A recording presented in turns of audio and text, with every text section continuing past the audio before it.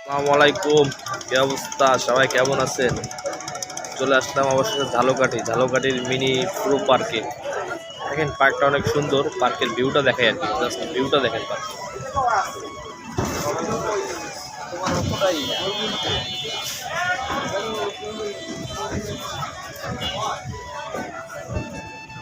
View দেখছেন? অস্থির view, অস্থির।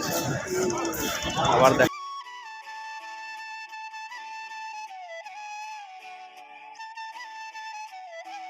সেই ভিউ সেই।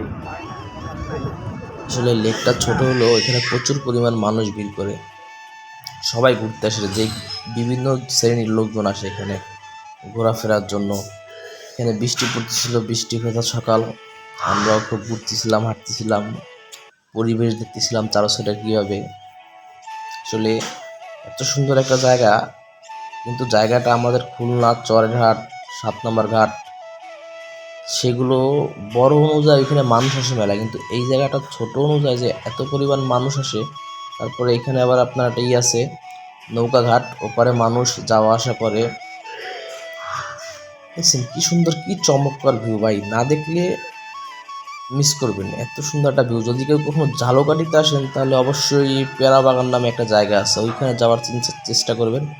ওইখানেও অনেক রকম, অনেক সুন্দর ওই জায়গাটা আমি যাবো অবশ্য, কিন্তু এরা পেয়ারা বাগান থেকে আসতেছিল আর কি, ডিজে পার্টি করতে করতে গেছিলো, আবার ডিজে পার্টি করতে করতে আসছিল। আসলে ভ্রমণে যে এতটা শান্তি, এতটা ভালো লাগে, মন খারাপ থাকার পরেও মনে করেন মন ভালো হয়ে যায় ভ্রমণে। এই ভ্রমণে এমন একটা